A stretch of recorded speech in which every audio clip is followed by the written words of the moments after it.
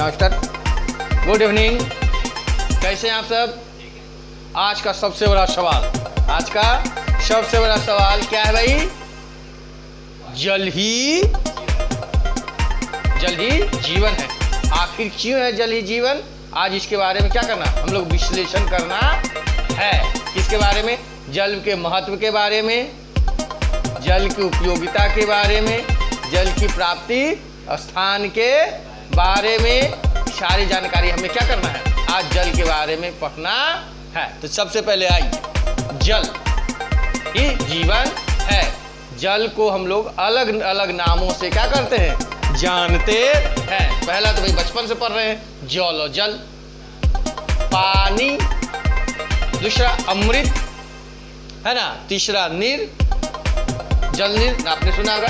ये सब उनके क्या है, उपनाम है, जल के उपनाम है। और अंग्रेजी में उसे हम लोग क्या कहते हैं, वाटर कहते हैं। और इसकी इतनी महत्ता, जल की महत्ता है कि स्वयं भगवान जल से बहुत चीज की प्राप्ति उन्होंने किया था। कभी आपने सुना होगा समुद्र मंथन हुई थी, तो समुद्र में थोड़ी दही था, समुद्र में क्या था भाई, जल था। समुद्र में क्या था, जिसमें देव और दानव ने क्या किया था, समुद्र का मंथन किया था। और उस मंथन से आपको मालूम होगा बहुत सारे रत्नों को की क्या हुई थी, प्राप्ति हुई थी। उसमें सबसे बड़ा रत्न की प्राप्ति मालूम कौन, जो हमेशा रत्न देती है, खुद वहां से प्राप्त हुई थी, देवी लक्ष्मी का भी कहां से हुआ था, उद्भव समुद्र से हुआ। तो आपने सुना होगा जो वर्षा के देव है, जो स्वयं वर्षा के देव है, जिनको हम लोग इंद्र के नाम से जानते हैं, वो जिस पे सवार करते हैं ऐरावत, उनसे प्राप्त हुआ।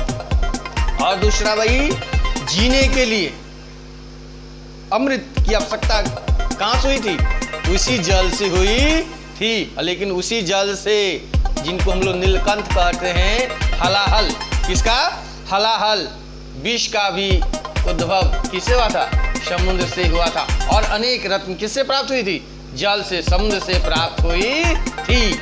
और सबसे बड़ा प्राप्ति स्थान पूरी पृथ्वी पर है तो हमारा क्या है, समुद्र है, महासागर है। ध्यान सुनेंगे, महासागरों में जल का सबसे बड़ा भंडारण है। यानी 100% में 96.5% क्या है, समुद्र में जल पाई जाती है। और पिछले मैंने बताया था कि हमारे यहाँ 5 सबसे बड़े महासमुद्र महासागर हैं, पैसिफिक ओशन, प्रशांत महासागर, अंटार्कटिका ओशन, आपने सुना होगा, दक्षिण चीन सागर, आर्कटिक सागर है ना, और हमारा कौन हो गया, हिंद महासागर। ये सागरों में क्या है, जल पाया जाता है। मात्र 2.5% ही मृदु जल है। ये जल के प्रकार हो गए, जल 2 प्रकार के, कौन कौन, मृदु जल और खारा जल कहते हैं। और उसकी दूसरी भाषा, रासायनिक भाषा में लवणीय जल और अलवणीय जल के नाम से क्या करते हैं, जानते हैं। यानी जल कितने प्रकार के हो गए, 2 प्रकार के। भूगोल भाषा में, रासायनिक भाषा में जल को हम लोग H2O किसके नाम से जानते हैं, H2O, यानी हाइड्रोजन के 2 भाग और ऑक्सीजन के 1 भाग के मिलने से क्या बनता भाई, जल बनता है। और सुन के आश्चर्य होगा कि जो हमारे सृष्टि में निर्माण जो है, हम नाम सुने हैं, एक प्राणी, एक पेड़ पौधे, 2 ही तो जीवित प्राणी है जो हमेशा देख रहे हो। उन प्राणियों में भी आप देखेंगे, उस जो प्राणी हम लोग जो हैं, उसमें 65% और पौधों में 65% से लेकर 99% तक जल क्या की जाती है, मिलती है, प्राप्त होती है। चलिए, इतना तो चीज हो गया कि जल मिली कहां से। और जल की ये तो देखे प्रकार हो गए, रसायन में भी हो गए, जल के आपने नाम भी सुन लिया, और जल कहाँ कहाँ प्राप्ति होती है वो भी देखेंगे, किस रूप में होती है। आप देखिए आगे, है ना। जल को हम लोग 3 रूपों में क्या करते हैं, जानते हैं, सॉलिड, लिक्विड एंड गैस। यानी उसको हम लोग क्या करेंगे, फ्रीज करेंगे, यानी ठंडा करेंगे, तो किस फॉर्म में बदल जाएगी, बर्फ में, सॉलिड में बदल जाएगा। जैसे उसको हीट करेंगे, उस किसमें, द्रव में बदल जाएगा, यानी लिक्विड फॉर्म में बदल जाएगा। लेकिन फिर उसको हीट करेंगे, वो वेपराइजेशन यानी जल वाष्प में बदल जाएगा। यानी 3 रूपों में क्या होती है, बदलती है। यानी उसको गर्म करेंगे तो वो सॉलिड से लिक्विड, लिक्विड से गैस में, लेकिन जब उसको फ्रीज करेंगे यानी ठंड करेंगे तो उल्टा होगा, यानी वेपराइजेशन किस में बदल जाएगा, लिक्विड में, और लिक्विड किस में बदल जाएगा, आइस में, यानी सॉलिड में बदल जाएगा। यानी 3 फॉर्म में हो गया।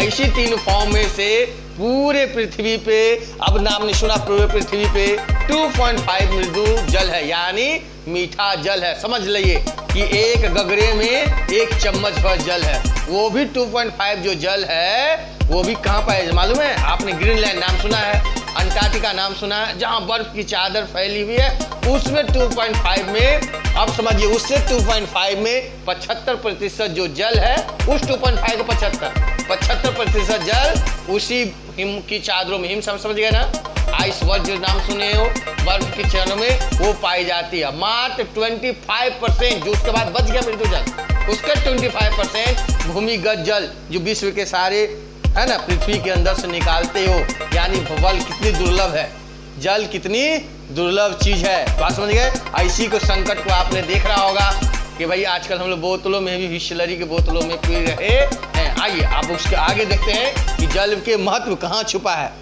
इन सारे नामों के बीच में अंग्रेजी के जो 5 अक्षर देखेंगे, WATER, इस वाटर शब्द में ही उसके सारे गुण क्या है, छुपे हुए हैं। उनके गुण रहस्य क्या छुपी हुई है, उसके अंग्रेजी के अक्षर में छुपी हुई है। अब आइए, W फॉर वॉश, मतलब धोना, वॉशिंग करना, वॉशिंग मशीन, वर्लपूल, वर्लपूल धोते हैं भाई सुबह सुबह उठते हैं तो क्या धोते हैं, सोच लीजिए थोड़ा सा, है ना? अच्छा लगे तो भाई लाइक कीजिएगा। क्या धोते हैं भाई?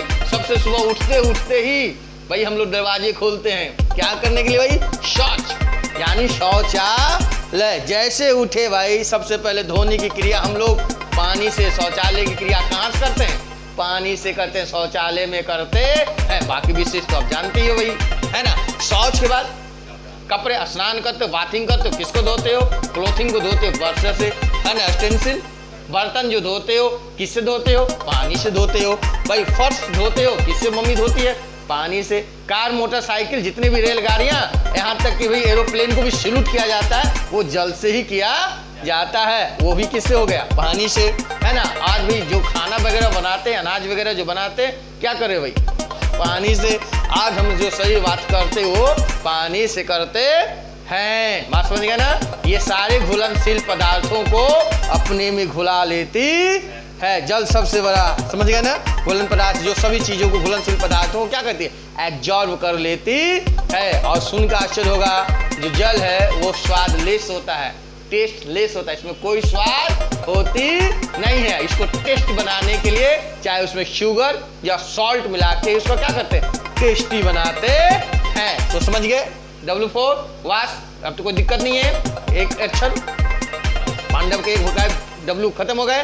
दूसरा आइए, क्या है भाई, एग्रीकल्चर, यानी कृषि, खेती, चाहे वो ऑस्ट्रेलिया में करिए या अमेरिका में करो या भारत में करो, चाहे हमारे बिहार के पटना में करो। एग्रीकल्चर करने के लिए सबसे ज्यादा जरूरी किसकी होती है, पानी की ही जरूरत होती है। और जिस क्षेत्र में पानी जहां प्राप्त होती है उसे उसका उपयोग भी होता है। हर एक क्षेत्र में नहीं कि सारी नदियां ही हैं, कई क्षेत्र में नदियां हैं, प्राप्ति स्थान बताया है ना, कि मिलती कहाँ है, तो जल 3 रूप में मिलती है, सॉलिड, लिक्विड और गैस में, जिसमें हमको लिक्विड फॉर्म में ही हम एग्रीकल्चर में यूज करते हैं, वो भी लिक्विड फॉर्म बहुत सारे चीजों में पाई जाती है। बात समझ गए? सबसे पहले यदि छोटे छेद कर दिए तो वो हो गया भाई क्या, वो मोटर लगा लिया, नलकूप लगा लिए, वो आप उनको उसको क्या कर दिए, इस छोटे को यदि आप गोल कर दिए तो ये कुआं हो गया। यही कुआं बड़े रूप में यदि निकल गया, चारों तरफ से घिर गया, ये तालाब हो गया। इसी तालाब का बड़ा क्षेत्र हो गया तो झील हो गया, यानी इसको लेक कहते हैं। ऐसे झील का बड़का रूप हो गया तो ओशियन हो गया, समझ गए? सी और उससे बड़ा हो गया तो ओशियन, सागर और महासागर, यानी सभी रूप में। लेकिन बड़े दिखते हैं, उसके कुछ बिकते नहीं है। छोटे ही चीजों से हमें क्या करते हैं, एग्रीकल्चर करते हैं। बात समझ गए ना? अब आइए एग्रीकल्चर में, यानी रिग्रेशन यानी सिंचाई क्या करते हैं। ये सिंचाई हम लोग कहाँ से करते हैं भाई, अपने अपने निजी के लिए कुएं का, खेत, बड़े बड़े खेतों में कुएं लगा लेते हैं, कुओं में हम लोग नलकूप लगा लेते हैं या मोटर लगा लेते हैं, है ना? कहीं नहर है भाई, नहर लगा लेते हैं। आपने सुना होगा भारत की सबसे बड़ी नहर इंदिरा गांधी नहर, भाखड़ा नांगल बांध से रहती है, नहरों से खेती होती है। बिहार में सोन नदी और कोसी नदी से हम लोग क्या करते हैं, खेती करते हैं। नदियां तो सुनी, हमारे बिहार में बहुत सारी नदियां हैं, है ना, गंगा, यमुना, गोदावरी, कावेरी, यमुना, सतलज, ये सारी नदियां से हम लोग क्या करते हैं, सिंचाई करते हैं। तालाब तो जान ही गए, अभी तो भाई नीतीश कुमार जल जीवन हरियाली में जितने भी तालाब हैं सबको क्या कर रहे हैं, पुनर्उद्धार कर रहे हैं। और झील तो नाम सुने ही होंगे, भारत की झीलों में बूलर झील, चिल्का झील, है ना, जैसा झील है सबका प्रयोग किया जा रहा है। ऐसी झीलों से पीने वाले जल का भी प्रयोग करते हैं। यानी एग्रीकल्चर में भी किसकी आवश्यकता होती है, जल की आवश्यकता होती है। चलिए 2 पॉइंट। तीसरा लाइन क्या है आपका, ट्रांसपोर्ट, यानी ट्रांसपोर्ट करने के लिए, यातायात करने के लिए सबसे सस्ती जो साधन है, सबसे चीप एंड बेस्ट जो साधन है वो जल को ही माना जाता है, जिसको हम लोग वाटर वे या जल मार्ग के नाम से जानते हैं, है ना। आप वाटर वे में आपने सुना होगा पनामा नहर के बारे में, सुएज नहर के बारे में, जो विश्व की सबसे व्यस्त नहरों में से सबसे गिनती आती है। वहाँ भाई रोड और सड़क तो है नहीं, वहाँ किसके माध्यम से होती है, जल के माध्यम से होती है। यानी T4 ट्रांसपोर्ट, यानी नदियों में ट्रांसपोर्ट है। तो नदी तो भाई नाम है, नदियों में कौन, गंगा, ब्रह्मपुत्र, गोदावरी, कावेरी, हुगली, ये सारी नदियों को भारत में माध्यम से क्या करते हैं, हम लोग एक जगह से दूसरी जगह क्या करते हैं, जाते हैं। झीलों में देखे होंगे, कहीं झीलों में तो आते जाते हैं नहीं, लेकिन नौका विहार जरूर करते हैं, एंजॉय करते हैं वाटर पार्क के रूप में, बूलर झील में, चिल्का झील में, शांबा झील, भारत के सारी झीलों में क्या करते हैं, हम लोग ट्रांसपोर्ट मजा करते हैं। सागर तो नाम सुने होगा, हिंद महासागर, बंगाल की खाड़ी, हिंदी ओशन, समझ गए, अरेबियन सागर, ये सारे सागरों में क्या होती है, ट्रांसपोर्ट होती है।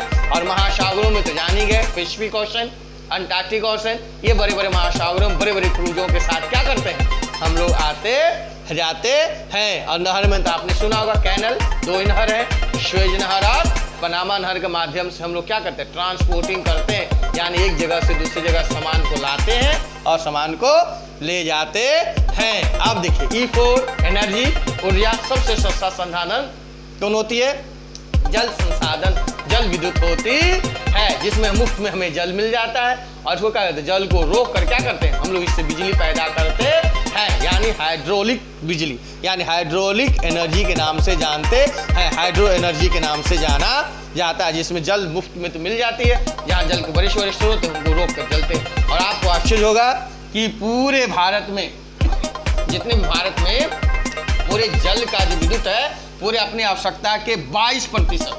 22% जल विद्युत ही हमें क्या करती है, ऊर्जा प्रदान करती है। और ये समझ रहे हो ना, पॉल्यूशन लेस, यानी इसमें से कोई भी प्रदूषण होती नहीं है। और इससे बहुत सारे क्या होते हैं, उपयोग होते हैं। और इसी जल विद्युत परियोजना में भारत में बहुत बड़ी सारी जल परियोजना, सबसे पहले टिहरी परियोजना नॉर्थ में, आपने भाखड़ा, ये नॉर्थ में, भाखड़ा नांगलबाद सतलज नदी पे, हीराकुंड बांध आपने उड़ीसा में नाम सुना होगा, है ना, महानदी पे, सोन हमारे बिहार में सोन नदी पे, है ना, हमारे दक्षिण में, और उत्तर में हमारे बिहार के कोसी परियोजनाओं के द्वारा क्या करते हैं, हमारे यहाँ जल विद्युत परियोजनाएं बन रही है। इसके माध्यम से हम लोग क्या करते हैं, आज जो घर को रोशन कर रहे हैं, मोबाइल चार्ज कर रहे हो, टीवी देख रहे हो, सारी चीज, यहाँ तक कि रेलगाड़ियाँ भी चलने के लिए उस विद्युत की आवश्यकता होती है। यानी एक पैसे भी हम लोग क्या करते हैं, बिना ऊर्जा के चलने वाले नहीं है। और अंत में आपको बताया रीच मतलब पहुंचना,